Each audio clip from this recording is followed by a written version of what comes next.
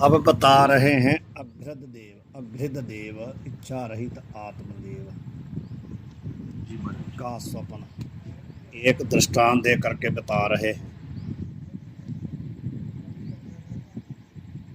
अघृत देव को स्वप्न की प्रतीति, अघृत देव है ना जो, जी महाराज। उनको स्वप्न की प्रतीति वो दृष्टांत दे के बता रहे हैं। गुरु वाक्य दोहा, अघृत देव को स्वप्न में भ्रम उपजो जिहि रीति। गुरु जी कह रहे हैं भी हे शिष्य, जैसे अघृत देव को स्वप्न में भ्रम उत्पन्न हुआ था ना, उस रीति अनुसार शिष्य तुमको जो है उपजी बंध मोक्ष प्रतीति, उसी प्रकार ही तेरे को बंध और मोक्ष की प्रतीति हो रही है जैसे अघृत देव को स्वप्न में हुई थी। वही बता रहे हैं हे शिष्य, जैसे निद्रा दोष हैं स्वप्न में अध्यापक अध्ययन वेद शास्त्र पुराण धर्मशास्त्र अध्ययन करता कर्म और तिनका फल प्रतीति होवे है, और इन सर्व पदार्थन में सत्यता की भ्रांति होवे है। जैसे कहते हैं स्वप्न में ये सब कुछ होता है ना, वो कैसे होता है? निद्रा दोष से। कि कोई मेरे को पढ़ाने वाला अध्यापक है, मैं पढ़ने वाला शिष्य हूँ, मेरे पढ़ने के योग्य वेद हैं, शास्त्र हैं, पुराण है, धर्मशास्त्र है, अध्ययन करने वाला मैं हूँ, मैं कर्म करने वाला हूँ, तो मैं ही फल भोगने वाला हूँ। ऐसी सब क्या है प्रतीति कैसे स्वप्न में होती है। और उन सभी जितने पदार्थ ये गिनाए ना, इनमें सत्यता की प्रतीति भी होती है, पदार्थ भी प्रतीत होते हैं और सत्य भी लगते हैं स्वप्न में। ये भ्रांति होती है ना जैसे। तथापि जी बेचारे कल वाली टिप्पणी हमारे हमने छोड़ दी थी, नीचे वाली उसके पीछे वाले के प्रकार की थी, वो टिप्पणी हमने छोड़ दी थी, सीधा मूल चल रहा था। चलो उसको लगा लेते हैं टिप्पणी को।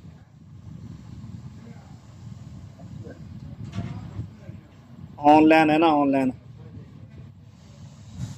करें फिर पहले टिप्पणी कर लें। जी हो। यहाँ यह अभिप्राय है, इस दृष्टि सृष्टिवाद में एक जीव के अंगीकार तय अन्य जीव रूप गुरु किंबा शिष्य का अंगीकार नहीं। ये कह रहे हैं कि दृष्टि सृष्टिवाद का मतलब क्या है। यहाँ पर एक जीव अंगीकार किया है, अनेक जीव अंगीकार नहीं करे हैं, एक जीव। तो एक जीव का जब अंगीकार करते हैं तो अन्य जीव रूप जो गुरु है, एक जब जीव का अंगीकार किया तो दूसरा जीव कौन है? गुरु। एक जीव शिष्य हुआ, दूसरा गुरु, दूसरा गुरु हो गया। तो जहाँ कहते हैं भी एक ही जीव अंगीकार किया है, तो जब एक ही जीव अंगीकार किया है तो अन्य जीव गुरु, जीव रूप जो गुरु हैं अथवा शिष्य हैं, उनका जहाँ अंगीकार नहीं होगा। किंतु स्वप्नगत एक मुख्य जीवतः भिन्न अन्य जीवाभास की न्यायी अन्य जीवाभास प्रतीत होते हैं। स्वप्न में क्या है? स्वप्न में कहते हैं एव तो मुख्य जीव है एक, तो बाकी क्या है? जीवाभास है। उसी प्रकार कहते हैं यहाँ पर जागृत में ले लो, एक तो जो जीव अंगीकार किया है, बाकी शिष्य गुरु जितने हैं वो क्या है? जीवाभास। स्वप्न की नहीं लेना है ना, वहाँ मुख्य जीव तो एक है, बाकी जीवाभास है। यहाँ भी ऐसे ही है, मुख्य जीव तो एक है, बाकी क्या है? जीवाभास है। तो ऐसे ही आभास रूप गुरु किंबा शिष्य है, जैसे स्वप्न में है। इस गुरु विषय ईश्वर भाव पूर्वक भक्ति करीती है, सो भी स्वप्न गुरु के भक्ति की न्याय मिथ्या भाव प्रातिभास सत्ता वाली है। आभास रूप क्या हुआ? गुरु अथवा शिष्य। तो कहते हैं हमें गुरु में ईश्वर भाव पूर्वक भक्ति, उसमें आ गई ना। वो जो भक्ति है वो स्वप्न गुरु के भक्ति की न्याय, जैसे शिष्य की गुरु में क्या है? ईश्वर जैसी भक्ति है कि नहीं? वो उसको साक्षात ईश्वर ही मानता है ना गुरु को। तो इसलिए कहते हैं भी यस्या देवे परा भक्ति यथा देवे तथा गुरु। इस प्रकार कहते हैं भी उसकी ईश्वर जैसी भक्ति जो गुरु में है, वो स्वप्न के गुरु की भक्ति की न्याय क्या है? प्रातिभाषिक है, मिथ्या है।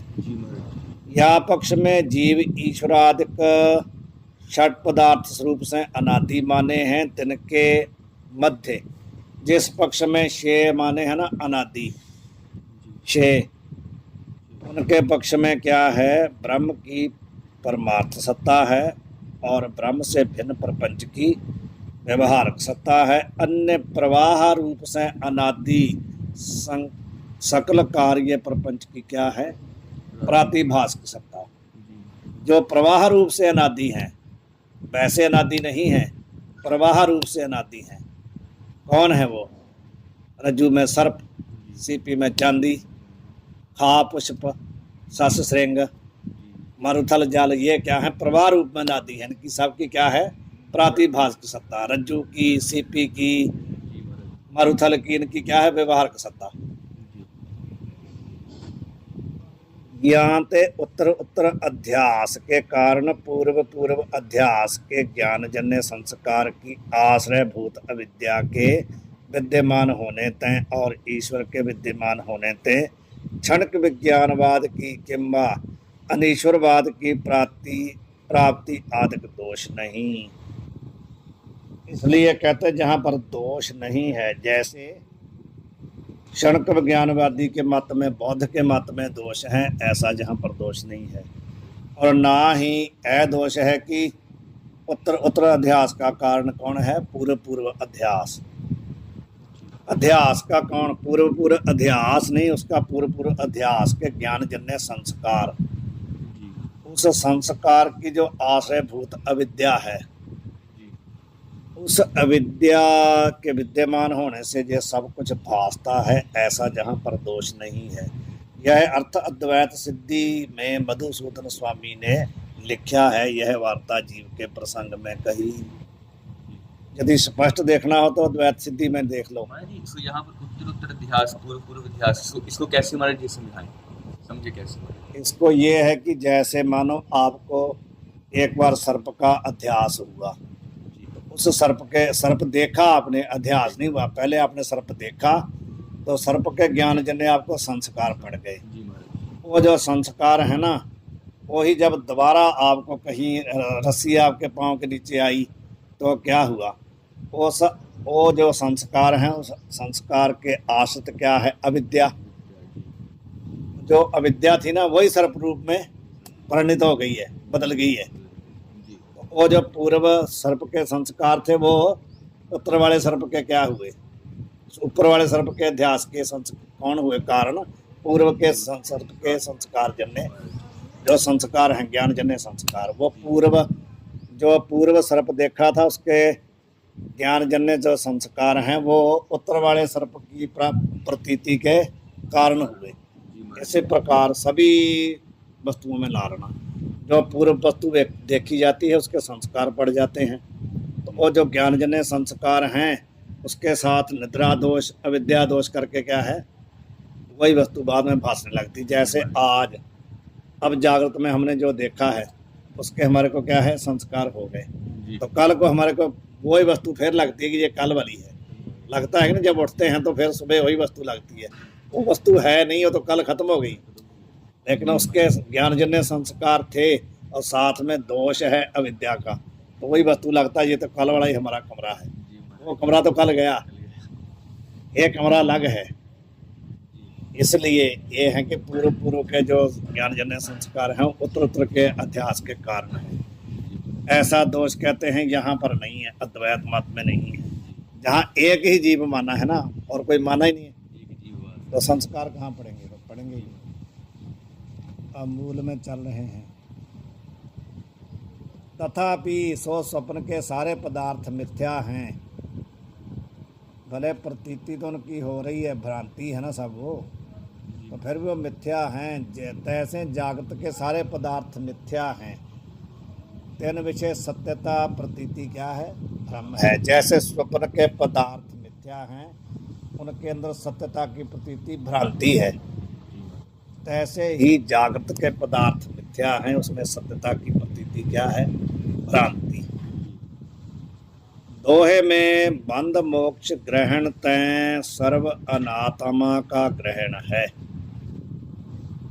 बंध मोक्ष जो कहा ना दोहे में, जो मूल दोहा है, उसमें सभी जितने अनात्म पदार्थ हैं सबका ग्रहण है। जैसे तेरे को हम गुरु प्रतीत होवे हैं, वेद अर्थ का बंद विघातक उपदेश करे हैं, सो तेरे को मिथ्या प्रतीति है। शिष्य को कह रहे कि तेरे को लगता है कि मैं आपका गुरु हूँ जी और बंद मोक्ष की निवृत्ति, बंद की निवृत्ति के लिए मैं तेरे को शास्त्र का उपदेश कर रहा हूँ। कहते जे तेरे को दो प्रतीति हो रही है ना, जी महाराज, एक कहते क्या है, मिथ्या है प्रतीति, सत्य नहीं है। जैसे अग्रित देव को स्वप्न में मिथ्या प्रतीति के विषय गुरु वेदादिक अनिर्वचनीय उपजे हैं, तैसे तेरी प्रतीति के विषय मेरे में आदि, मेरे से आदि लेकर के सारे अनिर्वचनीय मिथ्या हैं। सो अग्रित देव का ऐसा स्वप्न हुआ है। अग्रित देव को स्वप्न हुआ है। अग्रित देव के ऊपर टिप्पणी है। गृधा कहिए इच्छा, अग्रित देव की, उसका अग्रित देव का पदकृत करते हैं। गृधा का अर्थ है इच्छा।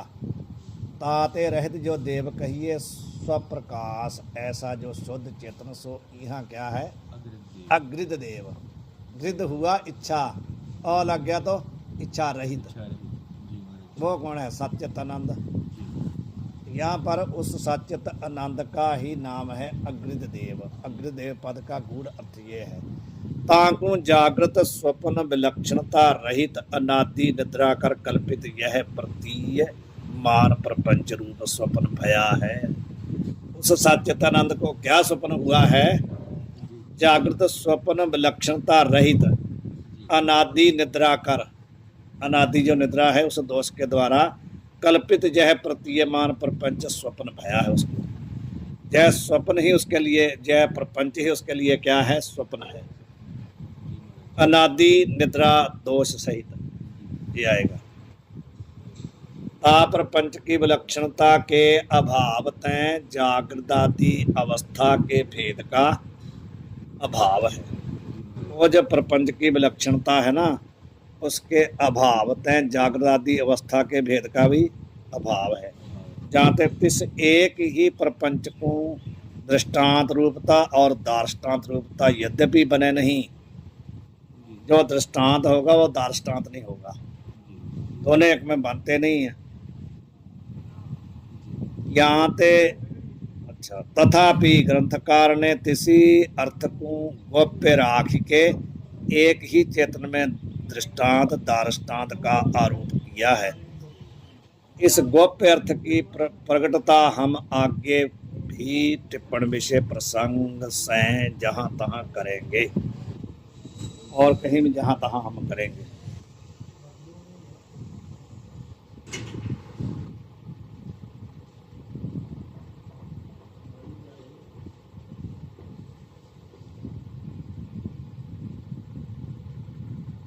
अब मूल में चलते हैं।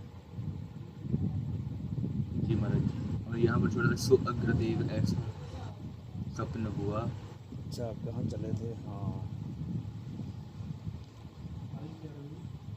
सो हाँ जी,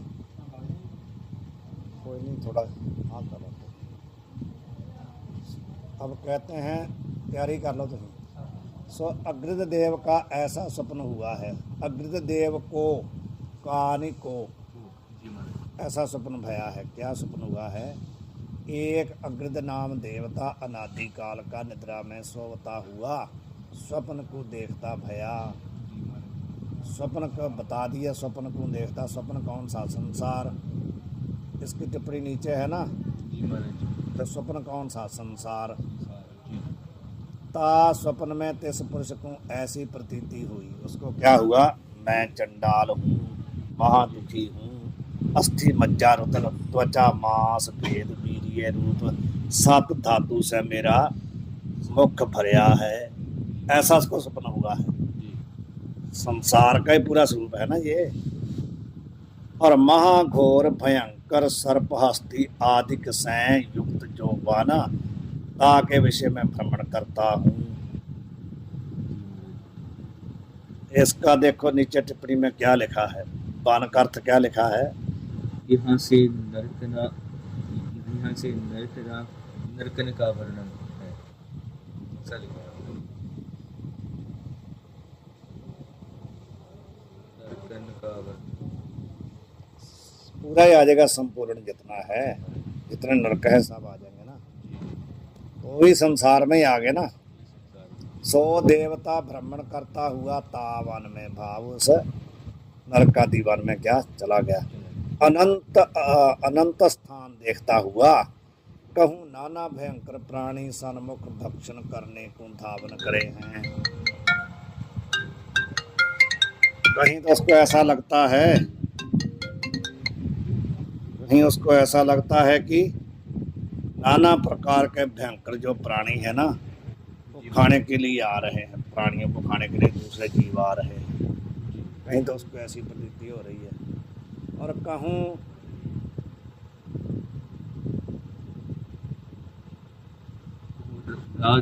राधिरुद्र से भरे कुंड हैं। राधि का अर्थ क्या है? राधिरुद्र पिरु या पूय, ये भी एक नरक का नाम है। पुए क्या है? एक नरक है।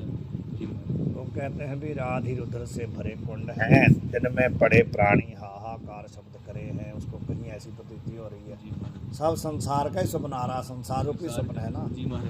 कहूँ लोहे के तपता स्तंभ हैं, तिनसे बंधे पुरुष रोवे हैं। ये भी नरक की यातना है। कहूँ तप्तवालु युक्त मार्ग होए के, नग्न पाद पुरुष जावे हैं। और तिन पुरुषन को राज मट के राज भट्ट लोह में दंडन से ताड़ना करे हैं। राजे के पुरुष तप्त, बहुत तप्त जो रेता है उस पर चल रहा है, ऊपर से राजे के लोग उसको मारते हैं। जी महाराज जी, बालू माने रेता, यहाँ बालू रेता, ऐसी प्रतीति हो रही है। इस रीति से नाना जो भयंकर स्थान है, तिनको सो देवता देखता हुआ, कदाचित आए भी अपराध करके स्वप्न में तिन्हा दुखन को प्राप्त होता भया। खुद भी कहते कई जगह उसको ऐसा हुआ, मैंने अपराध किया है तो ऐसे दुख मेरे को मिल रहे हैं। मातम दाह तो भी पढ़ा रहे, बह जाए उतना। तो इसलिए कहूँ दिव्य स्थान देखता हुआ, तिन्ह स्थान में उत्तम देव विराजे हैं। तिन्ह देवन के दिव्य भोग हैं, अमृत के दर्शन मात्र से तिन्ह को प्राप्त तृप्ति रहे हैं। क्षुधा तृषा की बाधा तिन्ह देवन को हो गए नहीं। और मल मूत्र रहित जिनका प्रकाशमान शरीर है, उत्तम विमान में स्थित होए के कोई देव रमण करे हैं। सो विमानता देव की इच्छा के अनुसार गमन करे हैं। कहूँ रंभा उर्वशी से आदि लेके अप्सरा नृत्य करे हैं। तन के संपूर्ण अंग दोष रहित हैं और संपूर्ण स्त्री गुण युक्त हैं। स्त्री के जितने गुण होते हैं। एक प्रश्न था कि जहाँ पर क्षुधा तृषा लिखा है, इसका वर्णन क्या अर्थ बनेगा? भूख प्यास। उत्तम सुगंध तनह के शरीर से काम की प्रकाशक आवे हैं, किनके अप्सरा के।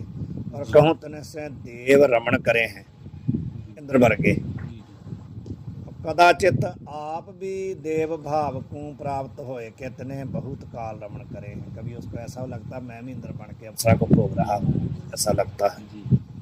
कदाचित तिन्ह अप्सरा से दिव्य स्थान में रमण करता हुआ, अकस्मात रुद्रमल पूरत जो कुंड है, तिन विषय मंजन करे हैं। और एक स्थान में सर्व का अधिपति पुरुष स्थित है, ताकि आज्ञाकारी अनुचरता के आगे स्थित हैं। कभी कभी कहते हैं उनके साथ रमण करता हुआ उसको क्या होता भी, अकस्मात वो रुद्रमल पूरत कुंड में गिर गया, उसी में स्नान कर रहा। तो कहीं कहीं लगता भी एक सबका अधिपति पुरुष जो है वो स्थित है, उसके आगे उसके नौकर चाकर खड़े हैं, उसकी चाकरी कर रहे हैं। कितने अनुपन को सो अधिपति और ताके अनुचर सौम्य रूप प्रतीत होवे हैं। पुरुषन को लिखा है अनुपन को का अर्थ क्या है? पुरुषन को लिखा है। हाँ, कितने पुरुषों को। कितने नहीं, पुरुषन को तो आगे है, उसके पहले तो उसके पहले 300 कितना टिप्पणी है ये, ठीक आगे जमदूत जमदूत यमदूत लिख रहा है हमारे जमदूत। अनुच्छेद यमदूत। नहीं नहीं, ये नहीं है, जमदूत वाली नहीं है। पुण्यवानों को 371 जो है वह पुण्यवानों को, अनुपम को अर्थ क्या है, पुण्यवान पुरुषों को ऐसा प्रतीत होता है कि उस अधिपति के ताके अनुचर सौम्य रूप, जो पुण्यवान पुरुष हैं उनको अधिपति भी बहुत अच्छा लगता है, उसके जो आगे उसके सेवा करने वाले सेवादार उनको अच्छे लगते हैं, पुण्यवान जो लोग उनको। अब कितने पुरुषों को, ये है उसके आगे, ये इसका अर्थ क्या है, इसका अर्थ है पापी पुरुषों को। जी महाराज कितने पुरुषों को, महाभयंकर रूप प्रतीत हुए हैं जो पापी हैं। जी ता वन में स्थित पुरुषन को कर्म के अनुसार फल देवे हैं। इस रीति से अग्रिद नाम देवता स्वप्न काल में नाना जो स्थान है तिनको देखता हुआ, और कहूँ अन्य स्थान में ब्राह्मण वेद की ध्वनि करे हैं, कहूँ यज्ञशाला में उत्तम कर्म करे हैं, कहूँ उत्तम नदी बहे हैं, तिनमें पुण्य के निमित्त लोग स्नान करे हैं, कहूँ ज्ञानवान आचार्य शिष्य को ब्रह्म विद्या का उपदेश करे हैं, तां ब्रह्म विद्या को प्राप्त हो के वाह वन से निकस जावे हैं, भाव मोक्ष हो जाए। जी महाराज इस रीति से स्वप्न में, स्वप्न विषय अग्रद नाम देवता क्षण मात्र में नाना आश्रय रूप पदार्थ तावन में देखता हुआ, ताकू ऐसी प्रतीति स्वप्न में हुई। यह सब उसको कौन सा स्वप्न है, संसार रूपी स्वप्न है। और दोष कैसा स्वप्न, किस कारण हुआ, अनादि निद्रा दोष है, उसके कारण उसको ऐसा स्वप्न हुआ। मैं अनंत काल का या वन में स्थित हूँ, उसको क्या स्वप्न में ऐसी प्रतीति हो रही है, तो उसको स्वप्न ही है। देख उसको प्रतीति कैसी हो रही कि मैं अनंत काल से इस वन में घूम रहा, उसको ऐसा बहुकाल उसमें दिखाई पड़ रहा है। या वन का कभी उच्छेद होवे नहीं, ऐसा भी उसको अभी यह वन कभी खत्म होगा नहीं। कदाचित बागवान चारी मुखन से नाना बीज निकास के वन की उत्पत्ति करे है। कभी उसको ऐसा लग रहा कि जो बागवान है, बगीचे वाला मालिक, वो कहते हैं भी चारी मुखों से नाना बीज, अनेक प्रकार के बीज के उत्पत्ति कर रहा है, जल सिंचन से पालन करे हैं। और कदाचित घोर हास्य करके मुख से अग्नि निकास के वन का दाह करे हैं, अपने आप उत्पत्ति भी कर रहा है, पालन भी कर रहा है और संहार भी कर रहा है। वन की उत्पत्ति के संग मेरी उत्पत्ति होवे है, और वन के दाह संग मेरा दाह होवे है। और सर्व वन का दाह करके सो बागवान एक ही रहे है, ताके शरीर में वन के बीज रहे हैं। वही बात आ गई ना, बाद में सभी संसार का संहार करके कहाँ जाएगा, ईश्वर में। कल भी बताया था, एक ही बचता है ना, एक है अनेक है, वही बात है। अंत में फिर एक है, ये हो गया। ये कहते हैं यह प्रतीति स्वप्न जैसे स्वप्न वेद के श्रवणते ता अग्रद देवता को स्वप्न विषय हुई। ये हुआ ना, ये अग्रदेव का स्वप्न दिखाया। तो जैसे अग्रदेव का कहते स्वप्न है, ऐसे ही आपको भी भ्रांति हुई है संसार की। उसको जब भी हो सकती है तो हमारे को क्यों नहीं होगी। हम ही अग्रदेव हैं। हाँ, हम ही हैं, बस अपने में घटाना है। अग्रदेव का स्वप्न में गुरु से मिलाप। जब उसको ऐसा स्वप्न हो गया तो उसके स्वप्न को हटाएगा कौन। स्वप्न का अर्थ है भ्रांति हो गई, तो भ्रांति को हटाएगा कौन। तब बारंबार अपना जन्म मरण सुन के ता अग्रदेव ने विचार किया, जो किसी प्रकार से वन के बाहर निकल जाऊं।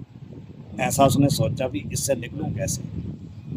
ऐसे जब सोचा तो वन के बाहर नहीं भी निकलूं तो भी चंडाल भाव मेरा दूरी हो जावे और देव भाव सदा बना रहे। उसने सोचा भी जात मैं इस वन से निकल जाऊं, यदि नहीं भी निकलूं तो मेरा चंडाल भाव तो खत्म हो, मैं मुक्त हो जाऊं। इस संसार से छूटने का मतलब क्या है। मानो संसार में असक्त हो गया। कौन हो गया? अजामल। एक दृष्टांत लो, अजामल खचित हो गया यहाँ संसार में, तब उसको छूटने का उपाय कोई नहीं है उसके पास, कोई उपाय नहीं। तो सोचता तो था ही, ब्राह्मण तो था ही ना, विद्वान भी था, सोचता तो था ना कि कोई ना कोई मेरे को गुरु मिले जो मेरे को यहाँ से निकाले। यदि मैं नाम ही निकलूं तो उसको ये है कि थोड़ी जो मेरी वृत्ति है वो तो शुद्ध हो जाए, अंतःकरण तो मेरा शुद्ध हो जाए, भले मैं मुक्त ना ही हूँ लेकिन मेरा अंतःकरण शुद्ध हो जाए, ऐसा उसको था ना, तो निकल गया वो। उसी प्रकार बता रहे हैं कि बन के बाहर नहीं भी निकसूं तो भी चांडाल भाव मेरा दूरी हो जावे और देव भाव सदा बना रहे। चंडाल भाव का क्या अर्थ है? चंडाल भाव कहिए जीव भाव, और देव भाव कहिए ब्रह्म भाव। समझ आ गई?